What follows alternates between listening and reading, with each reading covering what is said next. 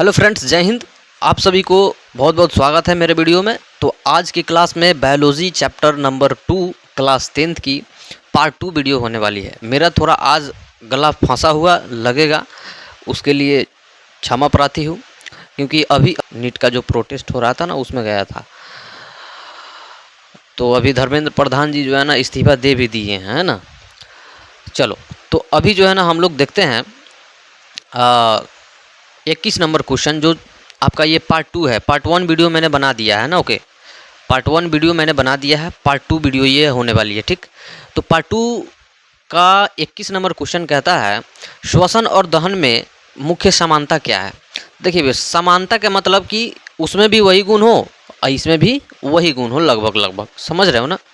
तो देखिए समानता क्या है, दोनों में ऊर्जा मुक्त होती है, ये तो बात सही है। उसके बाद दोनों में प्रकाश संश्लेषण होती है, बिल्कुल नहीं। श्वसन में प्रकाश संश्लेषण होगी, दहन में होगी, नहीं।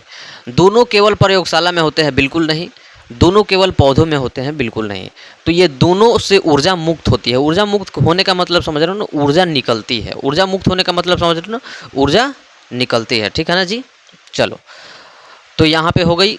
अब क्वेश्चन नंबर 21 का थ्योरी देख लेते हैं। श्वसन और दहन में क्या समानता है। देखिए बाबू, हमने जो पढ़ा अभी ऑब्जेक्टिव देखा ना, उसी के अनुसार ये आपको 2 नंबर से पूछ सकता है क्वेश्चन, तो आपको ये भी ध्यान रखना है। श्वसन और दहन दोनों प्रक्रियाओं में पदार्थ का ऑक्सीकरण होता है, समझ रहे हो ना। ऑक्सीकरण मतलब विखंडन की बात कर रहा है, ऑक्सीजन का उसमें मिलना और टूटना, तथा ऊर्जा निकलती है। ऊर्जा कब निकलेगा, जब विखंडन होगा तब ना। दोनों में कार्बन डाइऑक्साइड तथा जल बनते हैं।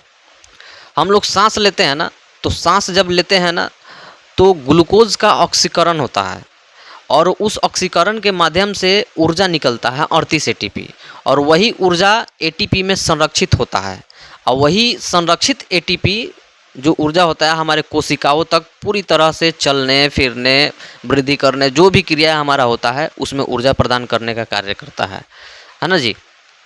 चलो, अब देखो यहाँ पे थोड़ा देख लेते हैं श्वसन रेस्पिरेशन में, और यहाँ पे दहन में।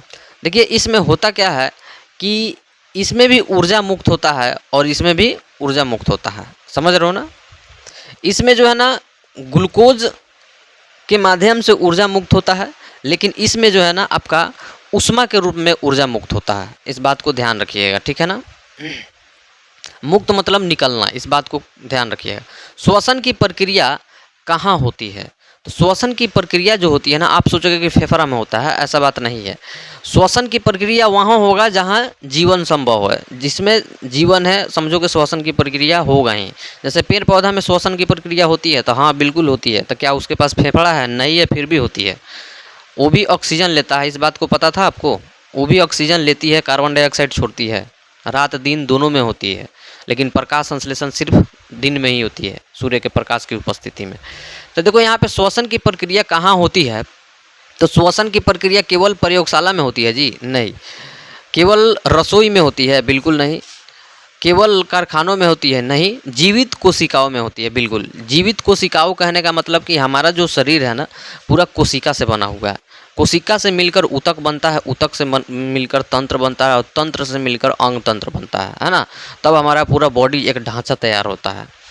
आगे देखते हैं श्वसन क्या है, यह कहाँ होता है। देखिए श्वसन जो है ना एक जैविक क्रिया है, बायोलॉजिकल टर्म है।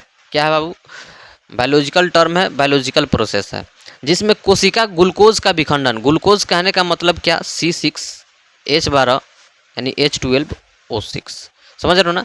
ग्लूकोज का विखंडन, विखंडन मतलब तोड़ना, है ना। तो ग्लूकोज का विखंडन करके ऊर्जा प्राप्त करती है। यह सभी जीवित कोशिकाओं में होती है, और ये जो ऊर्जा प्राप्त करती है कितना एटीपी, तो 38 एटीपी ऊर्जा प्राप्त करती है, ठीक है ना। चलिए, दहन की प्रक्रिया सामान्यतः कहाँ होती है, तो हमने ये क्वेश्चन अभी पढ़ा कि दहन की प्रक्रिया जीवित कोशिकाओं में होती है, निर्जीव में नहीं होती है। केवल रक्त में नहीं होती है, केवल पौधा में नहीं होती है। जीवित कोशिका जिसमें है उसमें होना तय है। आगे देखते हैं दहन क्या है। दहन एक क्या है बाबू, रासायनिक प्रक्रिया यानी केमिकल क्या है, प्रोसेस है। यहाँ पे बायोलॉजिकल लिखा है ना, केमिकल यहाँ पे बना लीजिएगा, ठीक है ना। हाँ, केमिकल प्रोसेस है जिसमें ऑक्सीजन की उपस्थिति में जलता है, आग जलता है तो ऑक्सीजन की उपस्थिति में ही जलेगा तथा प्रकाश उत्पन्न करता है। यह जीवित कोशिका में नहीं होता है, इस बात को ध्यान रखिएगा। श्वसन और दहन में प्रमुख अंतर क्या है? तो श्वसन और दहन में प्रमुख अंतर क्या है? श्वसन नियंत्रण प्रक्रिया है जबकि दहन अनियंत्रित प्रक्रिया है। बात सही है, श्वसन नियंत्रित प्रक्रिया है बल्कि दहन जो है ना अनियंत्रित प्रक्रिया है। समझ रहे हो ना। चलिए आगे देखिए, श्वसन दहन में अंतर इसमें समझिए। देखिए श्वसन रेस्पिरेशन का देखते हैं तो इसमें जीवित कोशिकाओं में होता है, श्वसन जीवित कोशिका में होता है। अब देखिए दूसरा का अंतर क्या है कि धीरे धीरे और नियंत्रित ढंग से होता है। अभी पढ़ा ना, नियंत्रित और अनियंत्रित। धीरे धीरे श्वसन होती है तो धीरे धीरे, जैसे हम लोग सांस लिए तो यह कोशिका में जाएगा, उसके बाद ऑक्सीकरण होगा, ग्लूकोज का विखंडन करेगा, एटीपी में निर्माण करेगा, ऊर्जा का निर्माण करेगा, उस ऊर्जा को एटीपी में संरक्षित करेगा, ऊर्जा गृह में, है ना, माइटोकॉन्ड्रिया जिसको बोलते हैं। उसके बाद ऊर्जा एटीपी के रूप में संचित हो जाएगा। क्लियर, ये सब क्लियर हो गया। अब इधर का देख लेते हैं। यह निर्जीव होता है, कौन? दहन। ये निर्जीव पदार्थ में होता है तो निर्जीव ही होगा। तेजी से होता है, मतलब तेजी से होता है मतलब अनियंत्रित होता है। ऊष्मा और ये ऊष्मा ऊर्जा और प्रकाश के रूप में ही निकलता है। ऊष्मा ऊर्जा और प्रकाश के रूप में निकलता है। ऊष्मा का मतलब समझ रहे हो ना, ऊष्मा का मतलब ताप, गर्मी। ऊर्जा का मतलब ठंडी के दिन में तुम जाओ तो आगी तापो तो तुम्हारे शरीर में ऊर्जा आ जाएगा, आएगा ना, तो वो ऊर्जा। उसके बाद प्रकाश मतलब इजोता, आप लोगों को दिखने लगेगा, पूरी तरह से दिखाई देने पड़ जाएगा जब आप आगी को तापिएगा, चाहे आगी को पास में जाइएगा, आगी को जलाइएगा तो, है ना, प्रकाशमान हो जाता है ना। तो वही बात यहाँ पे कर रहा है। तो ये हम लोगों का अंतर हो गया। अब देखिए निम्नलिखित में कौन सा प्रक्रिया धीरे धीरे होती है? धीरे धीरे मतलब स्लोली स्लोली, मंद मंद, मुस्कनिया। दहन की प्रक्रिया न, ये तो अनियंत्रित होता है जी, तेजी से होता है दहन। लगाइएगा माचिस फट दिन धर लेगा। विस्फोट नहीं, आग लगना नहीं। श्वसन, यहाँ पर श्वसन लिखा है, यहाँ पे रेस्पिरेशन श्वसन लिख लीजिएगा, ठीक है ना, श्वसन, ठीक।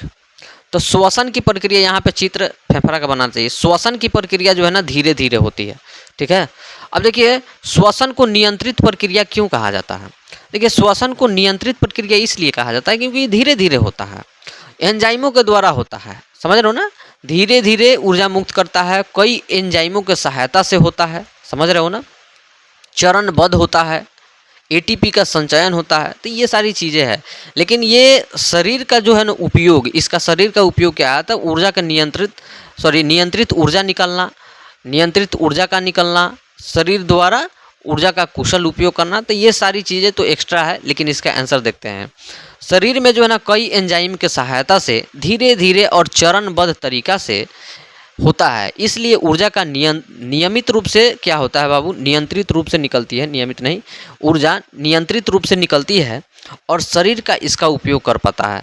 मतलब शॉर्टकट में अगर कहना चाहो ना तो श्वसन एक नियंत्रित प्रक्रिया इसलिए है क्योंकि इसमें जो भी प्रक्रिया होती है ना, केमिकल प्रक्रिया होती है और धीरे धीरे एंजाइमों के माध्यम से होता है। ये कोई आग नहीं है कि एक बार में धर लेगा हो गया फटाफट हो जाएगा, ऐसा कोई है नहीं, दहन नहीं है ये श्वसन है। रेस्पिरेशन धीरे धीरे स्लोली स्लोली होती है। जैसे हम लोग देखते हैं ना, खाना खाते हैं तो 2 घंटा 3 घंटा में पचता है पूरी तरह से, और वो हमारे कोशिकाओं में घुसते घुसते 8 9 10 दिन लगा देता है, होता है ना। तो ये सारी चीज़ें हैं, तो इसलिए ये क्या है बाबू? मंद मंद है। अब देखिए 26 नंबर क्वेश्चन, दहन के समय ऊर्जा का मुख्य किस रूप में से निकलती है? मतलब दहन के समय ऊर्जा मुख्यतः किस रूप में निकलती है? जब दहन होती है तो ऊर्जा किस रूप में निकलती है? केवल एटीपी के रूप में। दहन की बात कर रहा है, श्वसन की नहीं। तो दहन मतलब जलना, तो एटीपी रूप ये तो आएगा नहीं। केवल जल बिल्कुल नहीं, केवल जल के जल भी निकलता है, दहन होती है तो जल भी निकलता है, लेकिन केवल जल नहीं निकलता है। केवल ऑक्सीजन ये तो है नहीं। ऊष्मा और प्रकाश, बिल्कुल ऊष्मा भी निकलती है, प्रकाश भी निकलती है, समझ रहे हो ना, जल भी निकलती है, लेकिन यहाँ केवल लगा दिया, केवल नहीं रहता तो ए और बी दोनों हो जाता है, समझ रहे हो ना। तो यहाँ पे ऊष्मा और प्रकाश हो जाएगा, ठीक। आगे बढ़ते हैं।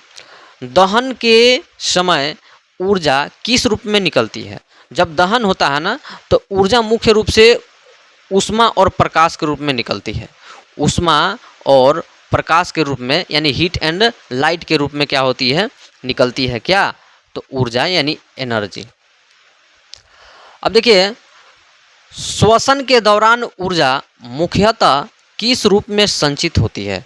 जब श्वसन होता है ना तो जो ऊर्जा होती है वह संचित हो जाती है, स्टॉक हो जाती है किस रूप में? तो एटीपी के रूप में। एटीपी का फुल फॉर्म क्या होता है? Adeno try phosphate.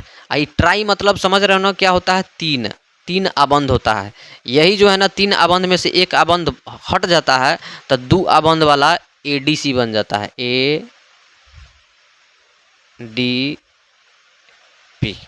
एडीपी बन जाता है, एडिनो डाई फॉस्फेट बन जाता है। समझ रहे हो ना? आगे पढ़ेंगे, टेंशन नहीं लो। श्वसन के दौरान ऊर्जा एटीपी के रूप में क्यों संचित होता है? देखिए, श्वसन के दौरान ऊर्जा एटीपी में इसलिए संचित होता है क्योंकि एटीपी कोशिका ऊर्जा का मुद्रा होता है। श्वसन से निकलने वाली ऊर्जा एटीपी में संचित हो जाती है, जिसे शरीर के आवश्यकता पड़ने पर ऊर्जा का उपयोग विभिन्न जैविक क्रिया में होती है। जैसे सांस ले रहे हैं, कोई बात सोच रहे हैं, चाहे पाचन कर रहे हैं, वृद्धि कर रहे हैं, ये सारी जैविक प्रक्रिया है ना, तो इसमें उपयोग आपका एटीपी का ऊर्जा करता है। समझ रहे हो ना? खाना नहीं भी खाओगे तो उसका उपयोग करेगा, और वही खाना खाते रहोगे हमेशा तो तोन फेंक देगा, फैट निकल जाएगा, ये सारी चीज़ें होता है। समझ रहे हो ना? आगे देखिए, निम्नलिखित में कौन सा कथन सही है? यही ना था जी? हाँ, निम्नलिखित में कौन सा कथन सही है? श्वसन एक जैविक प्रक्रिया, बिल्कुल सही है। दहन एक जैविक प्रक्रिया है, बिल्कुल गलत है, ये रासायनिक प्रक्रिया है। दोनों केवल मृत कोशिका में होते हैं, बिल्कुल नहीं। दोनों ऊर्जा का उत्पादन नहीं करते हैं। दहन और ये श्वसन ऊर्जा का उत्पादन नहीं करता है, दोनों नहीं होगा यहाँ पे, मतलब दोनों ऊर्जा का उत्पादन करता है लिख रहा है, दोनों नहीं लिख रहा है, उत्पादन नहीं करता, तो ये गलत हो जाएगा, ये गलत हो जाएगा, ये गलत हो जाएगा। सही आपका ए विल बी करेक्ट आंसर। आगे बढ़ते हैं, अगला क्वेश्चन क्या कहता है, ये थ्योरी देख लेते हैं। थ्योरी हम इसलिए बता रहे हैं क्योंकि 2 नंबर से आपका बन जाता है। कितना ऑब्जेक्टिव रट के जाओगे? थ्योरी कंप्लीट रहेगा तो ऑब्जेक्टिव वो बन जाएगा आप लोगों का। श्वसन को जैविक प्रक्रिया क्यों कहा जाता है? बायोलॉजिकल प्रोसेस क्यों कहा जाता है? देखिए, श्वसन केवल जीवित कोशिकाओं में एंजाइमों के सहायता से होता है। इसका उद्देश्य शरीर को ऊर्जा देना है, इसलिए जैविक प्रक्रिया कहा जाता है। समझ रहे हो ना? चलो, ये सारी चित्र जो है ना हमने बना दिया है। पीडीएफ लेना हो तो ले लेना, टेलीग्राम पे चाहे कमेंट करना, हम डाल देंगे, ठीक है ना? इसको आप भली भांति समझिएगा, ये चित्र सबको कैसे कैसे क्या हो रहा है। देखो यहाँ पे समझा देते हैं। ग्लूकोज है, जब ग्लूकोज का ऑक्सीकरण होगा, ऑक्सीजन मिलेगा तो वह क्या होगा? विखंडन होगा। समझ रहे हो ना? विखंडन होगा तो ऊर्जा का निर्माण होगा। समझ रहे हो ना? यह ऊर्जा का निर्माण कहाँ होगा? तो कोशिकाओं में होगा, जिससे हमारा क्या होगा? उस ऊर्जा का कार्य होगा मांसपेशी कार्य, हृदय क्रिया, तंत्रिका कार्य, पाचन, संक्रिय परिवहन, ये सारी प्रक्रिया किसके द्वारा होगा? ऊर्जा के द्वारा ही होगा। अब देखो, ग्लाइकोलाइसिस क्या है? ये बहुत इंपॉर्टेंट है, इसको समझना पड़ेगा आपको। ग्लाइकोलाइसिस का अर्थ क्या होता है? वसा का विखंडन नहीं, प्रोटीन का विखंडन नहीं, डीएनए का विखंडन नहीं, ग्लूकोज का विखंडन। ग्लूकोज का विखंडन ही क्या कहलाता है बाबू? ग्लाइकोलाइसिस कहलाता है। समझ रहे हो ना?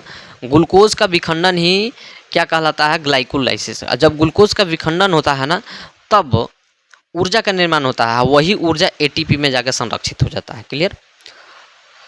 देखिए, ग्लाइकोलाइसिस क्या है? ग्लाइकोलाइसिस एक श्वसन की पहली अवस्था है। श्वसन की पहली अवस्था है। इसमें ग्लूकोज के अणु टूटकर 2 पाइरुवेट अणु बनाते हैं और थोड़ी मात्रा में एटीपी ऊर्जा प्राप्त करते हैं। कहने का मतलब है, जब ग्लूकोज टूटता है ना, जब ग्लूकोज टूटता है तो 2 पाइरुवेट अणु बनता है और थोड़ी मात्रा में एटीपी ऊर्जा बनता है। कहने का मतलब 2 एटीपी है ना। आगे बढ़ते हैं। ग्लाइकोलाइसिस की प्रक्रिया कोशिका के किस भाग में होते हैं? केंद्रक में नहीं, माइटोकॉन्ड्रिया में होते हैं कि जी, कि कोशिका द्रव में। माइटोकॉन्ड्रिया में एटीपी होता है, एटीपी संरक्षित होता है। राइबोसोम नहीं, राइबोसोम तो प्रोटीन का निर्माण करता है। कोशिका द्रव्य, हाँ, साइटोप्लाज्मा ये हो जाएगी। साइटोप्लाज्मा में ही क्या होता है? आपका ग्लाइकोलाइसिस होता है, यानी ये ग्लूकोज का विखंडन होता है। ग्लाइकोलाइसिस कोशिका के किस भाग में होता है? तो कोशिका द्रव्य में होता है, जिसको साइटोप्लाज्मा भी कहते हैं। यहाँ पे समझ सकते हो, जैसे हमने भोजन ग्रहण किया और भोजन से हमको C6H12O6 मिल गया। जब मिल गया ना, तो वह ATP में टूटने लगा, है ना, ATP में टूटने लगा। देखो मान लो यहाँ पे ग्लूकोज है, यह ग्लूकोज देखो कैसे टूट रहा है, और यह टूट के क्या होगा, माइटोकॉन्ड्रिया, मतलब जितने भी हमारा कोशिका है, तो कोशिका हमारा खाली यहीं में है, पूरा शरीरे भरल है कोशिका से, तो उस कोशिका में होगा माइटोकॉन्ड्रिया। हर जगह जो है ना क्या होगा, ATP संरक्षित कर लेगा उस ऊर्जा को, समझ रहे हो ना। जैसे मान लो यहाँ पे ATP ज़्यादा संरक्षित कर लिया, यहाँ पे काम नहीं करेंगे भाई, यहाँ पे क्या हो जाएगा, लटक जाएगा, समझ रहे हो ना, फैटी हो जाएगा। यहाँ पे काम नहीं करेंगे तो ये पूरा लटक जाएगा, आगे नहीं काम करेंगे तो टूंद लटक जाएगा, पीछे फैट मैंने गुलगुला जैसा ना लटक जाता है, चमड़िया सब वही। तो वह शरीर के जो माइटोकॉन्ड्रिया है ना हमारा, उसमें जो ATP संरक्षित हो रहा है, ऊर्जा को ATP संरक्षित करके रख रहा है, तो आप काम नहीं करिएगा ना, खाइएगा सुतिएगा, खाइएगा सुतिएगा, दौड़िएगा नहीं, काम नहीं करिएगा, तो वही ATP कहता है, रे ससुरा तू खाली हुड़ रहा है, खूब खा रहा है, और ऊर्जा हमको ठूस रहा है, कोनो काम नहीं कर रहा है, तो ये जो ऊर्जा पहले से है वो कहाँ जाएगा, ये जियाने ना होगा। जैसे मान लो आप खाली कमा रहे हैं, खा नहीं रहे हैं, घूम नहीं रहे हैं, मौज नहीं कर रहे हैं, तो जो आप कमा के रखे हैं उसका जियाने ना होगा, आपका बाल बच्चा आएगा तबाही मचाएगा, समझ रहे हो ना। तो ये चीज़ होता है, तो जो आप कमा रहे हैं ना उसका उपयोग कीजिए, थोड़ा मोड़ा बचाइए और उपयोग कीजिए, समझ रहे हो, नहीं तो आपका बाल बचा होगा ना वही जियान करेगा। तो ये चीज़ें होता है। अब देखिए ग्लाइकोलाइसिस सबसे पहले किस पदार्थ का विखंडन करता है? तो ये जो ग्लाइकोलाइसिस है ना, स्टार्च जो हम लोग में होता है ना, यहाँ प्रोटीन भी जो है ना निर्माण नहीं करता, विखंडन नहीं करता। वसा ग्लूकोज का करता है, वसा को तो करता नहीं है, समझ रहे हो ना। तो इस बात को ध्यान रखिएगा, ग्लूकोज का सूत्र याद रखिएगा, क्योंकि ग्लूकोज बहुत ही इम्पोर्टेंट एक चीज़ है। ग्लाइकोलाइसिस में सबसे पहले किस पदार्थ का विखंडन होता है? तो वो होता है ग्लूकोज का, और ग्लूकोज का जो विखंडन होता है ना वो पाइरूवेट में बनता है ना, लगभग 2 पाइरूवेट में टूटता है, और थोड़ा मात्रा में जो है ना ऊर्जा निकलता है, समझ रहे हो ना। ग्लाइकोलाइसिस के अंत में मुख्यतः कौन सा यौगिक बनता है? तो पाइरूवेट बनता है, कि लैक्टिक अम्ल बनता है, कि ये एथिल एल्कोहल बनता है, कि ऑक्सीकरण बनता है? बोलिए तो। पाइरूवेट बनता है ना जी, पाइरूवेट बनता है, बिल्कुल यहाँ पर रख देते हैं। क्या बनता है? पाइरूवेट बनता है, और पाइरूवेट के 2 अणु बनता है। कितने अणु बनता है? पाइरूवेट के 2 अणु बनता है, थोड़ी मात्रा में ऊर्जा, ऐसे कह सकते हो 2 ATP भी कह सकते हो, कोई दिक्कत नहीं है, समझ रहे हो ना।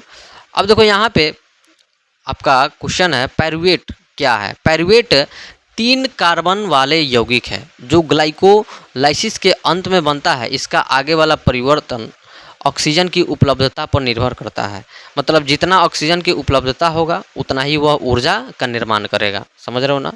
और नहीं होगा तो नहीं करेगा, कम करेगा, वही कम करेगा तो लैक्टिक अम्ल स्रावित करेगा। ग्लाइकोलाइसिस के लिए ग्लाइकोलाइसिस की प्रक्रिया सभी प्रकार के श्वसन में होता है? नहीं, सभी प्रकार के श्वसन में नहीं होता है, केवल अवायवीय श्वसन में होता है। अवायवीय श्वसन मतलब जहाँ पे जहाँ पे ऑक्सीजन की मात्रा कम हो, उसके उपस्थिति में क्या हो रहा है? ग्लूकोज का विखंडन हो रहा है, तो उसमें जो है ना ऊर्जा कम बनता है, समझ रहे हो ना। तो अवायवीय श्वसन का जो है ना क्या है, मुख्य प्रकार है ग्लाइकोलाइसिस। आगे देखिए पाइरूवेट का विखंडन का पथ क्या है? तो कोशिका द्रव्य यानी साइटोप्लाज्मा में ग्लूकोज का ग्लाइकोलाइसिस से पाइरूवेट में परिवर्तन है। आगे पाइरूवेट का विखंडन ऑक्सीजन की उपलब्धता पर निर्भर करता है। जैसे मान लो अगर ऑक्सीजन की उपस्थिति में हो रहा है, 1 मिनट रुक जाइए, मान लो ऑक्सीजन की उपस्थिति में अगर हो रहा है ना, तो वह वायवीय श्वसन है, और यह माइटोकॉन्ड्रिया में होता है, जिससे CO2 निकलता है, H2O निकलता है, जल, और अत्यधिक ऊर्जा, कहने का मतलब 38 ATP एडिनो ट्राइफॉस्फेट, याद रखना। अगर ऑक्सीजन की अनुपस्थिति में होके तब क्या होगा? जब ऑक्सीजन के अनुपस्थिति में कोई चीज़ होता है ना बाबू, ध्यान रखना, तो एक मिनट, कलर सेलेक्ट कर ले। ऑक्सीजन की अनुपस्थिति में होता है ना, तो वह अवायवीय श्वसन होता है, और अवायवीय श्वसन हम लोग के शरीर में भी होता है, ईस्ट में भी होता है। तो देखिए उसी को हम लोग किण्वन विधि भी कहते हैं। किण्वन विधि जो ईस्ट में किया जाता है, जैसे देखिए ईस्ट में अवायवीय श्वसन होता है, तो उसमें जो है ना निर्माण करता है ना, तो एथनॉल का निर्माण करेगा, कार्बन डाइऑक्साइड का निर्माण करेगा, और कम ऊर्जा का निर्माण करता है। इस बात को ध्यान रखिएगा, ठीक है। वही अगर पेशी में, मतलब मांसपेशी में अगर होता है, हमारे शरीर में होता है, तो वहाँ पे लैक्टिक एसिड निकलेगा और कम ऊर्जा निकलेगा। और वही लैक्टिक एसिड जो है ना, लैक्टिक अम्ल जिसको कहते हैं, वही जो है ना हमारे शरीर में ऐंठन ला देता है, पूरा शरीर दुखने लगेगा। आप ध्यान दिए होंगे कि जब सुबह सुबह दौड़ने जाते हैं पहली बार, तो आप लोगों के शरीर में पूरा ऐंठन आ जाता है। क्यों आता है? ये ऐंठन इसलिए आता है क्योंकि लैक्टिक अम्ल जो है ना सड़प रहा है, अवायवीय श्वसन हो रहा है। और अवायवीय श्वसन क्यों होता है? क्योंकि उस समय ऊर्जा का निर्माण किसके उपस्थिति में, ऑक्सीजन की अनुपस्थिति में होता है। मतलब ऑक्सीजन है नहीं, अब तेल नहीं है, मोटरसाइकिल घुंघिया रहे हो तो मोटरसाइकिल खराबे नहीं होगा जी। तो वही बात है, शरीर में ऑक्सीजन है नहीं है, और तुम चाह रहे हो ऊर्जा, दौड़ रहे हो तो ऊर्जा चाहिए ना, तो ऊर्जा चाह रहे हो तो कहाँ से होगा? थक जाओगे, लैक्टिक अम्ल निकलने लगेगा, ऐंठन होने लगेगा। तो बात यही है। अब देखो ग्लूकोज के विखंडन के बाद पायरुवेट आगे क्या होगा, पायरुवेट का आगे क्या होगा, यह किस पर निर्भर करता है? तो ऑक्सीजन पर निर्भर करता है। ऑक्सीजन जितना रहेगा उसी प्रकार से जो है ना पायरुवेट अपना ये विखंडन करवाएगा। अगर ऑक्सीजन कम रहेगा तो कम ऊर्जा देगा, ज़्यादा रहेगा तो ज़्यादा ऊर्जा देगा। पायरुवेट आगे परिवर्तन किस पर निर्भर करता है? तो ऑक्सीजन पर निर्भर करता है, याद रखना। आगे देखिए 35 नंबर क्वेश्चन ये कह रहा है ऑक्सीजन की उपस्थिति में पायरुवेट का पूर्ण ऑक्सीकरण कहाँ होता है? तो पायरुवेट का कह रहा है ना, पायरुवेट का कह रहा है ना, तो बताइए कहाँ होता है? कोशिका झिल्ली में, कि केंद्रक में, कि राइबोसोम में, कि माइटोकॉन्ड्रिया में? बताइए, माइटोकॉन्ड्रिया होना चाहिए कि साइटोप्लाज्मा? ये साइटोप्लाज्मा, माइटोकॉन्ड्रिया होना चाहिए। ऑप्शन के अनुसार देखा जाए तो माइटोकॉन्ड्रिया ही होगा, ठीक है ना जी। चलो आगे बढ़ते हैं। ऑक्सीजन की उपस्थिति में पायरुवेट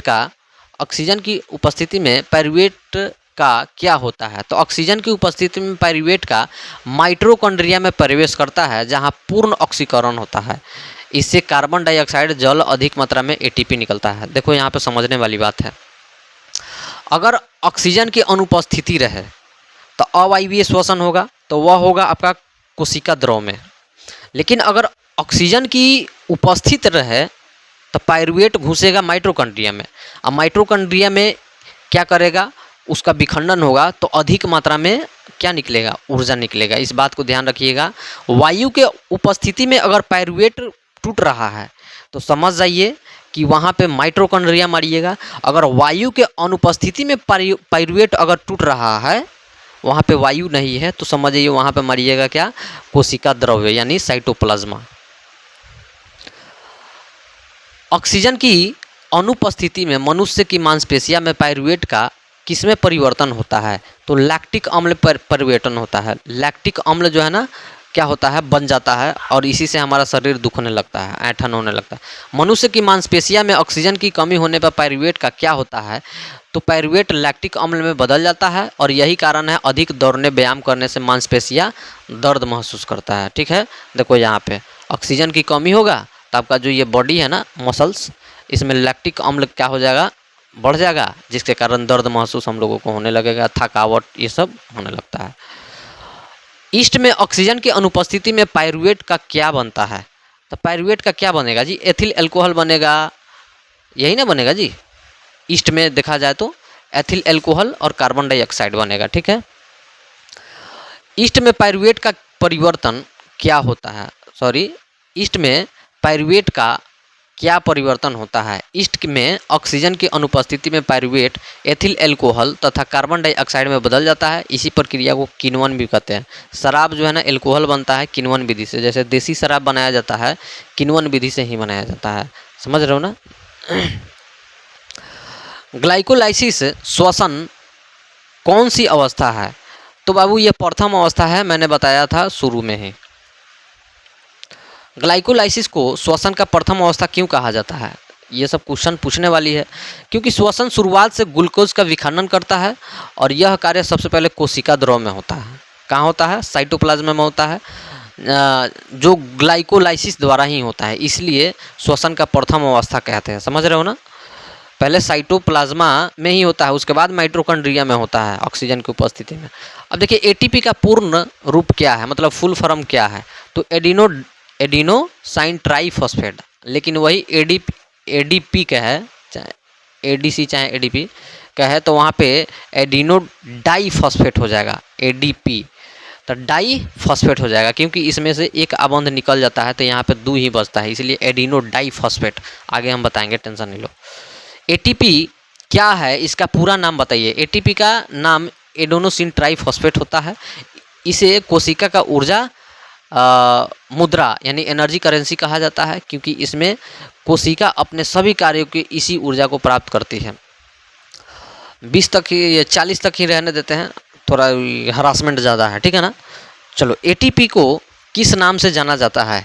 तो एटीपी को किस नाम से जानिएगा? कोशिका का भोजन, कोशिका का हार्मोन, कोशिका का ऊर्जा मुद्रा, कोशिका का एंजाइम। तो कोशिका का ऊर्जा मुद्रा कह सकते हो, मतलब जिसको ऊर्जा गृह भी करते हैं, है ना। कोशिका की एक मिनट यहाँ पे कोशिका का भोजन होगा कि कोशिका का ऊर्जा मुद्रा होगा? नहीं, कोशिका का जो ऊर्जा मुद्रा होता है ना, वो माइटोकॉन्ड्रिया होता है। इस बात को ध्यान रखिएगा, माइटोकॉन्ड्रिया को ऊर्जा गृह कहते हैं कोशिका का। लेकिन यहाँ पे कोशिका का जो भोजन है ना, एटीपी को कहते हैं, क्योंकि एटीपी से ही जो है ना ऊर्जा कोशिका लेता है। तो एटीपी से ऊर्जा जो संरक्षित करके ऊर्जा को एटीपी रखा है, तो एटीपी से ही तो कोशिका अपना भोजन करता है। तो एटीपी कोशिका का क्या है? भोजन है। ये कोशिका ऊर्जा गृह तो माइटोकॉन्ड्रिया को कहते हैं, जिसमें एटीपी संरक्षित रहता है। एटीपी को कोशिका ऊर्जा मुद्रा क्यों कहते हैं? यहाँ पे ऊर्जा गृह लिख देता, कितना अच्छा था। देखो, श्वसन के दौरान ऊर्जा बनती है, वह एटीपी में संरक्षित रहती है, यानी संचित रहती है। जब कोशिका को किसी कार्य के लिए ऊर्जा चाहिए होता है, तब एटीपी टूटकर ऊर्जा प्रदान करता है, इसलिए एटीपी को कोशिका का ऊर्जा मुद्रा कहते हैं। देखो, एटीपी को कह रहा है ना कोशिका का, तो यहाँ पे ए विल बी करेक्ट आंसर है आपका, ठीक है ना जी। चलो, अब 41 नंबर क्वेश्चन हम लोग कल देखेंगे। अगर आपको पता है तो इसका जवाब कमेंट में दे दीजिए, ठीक है।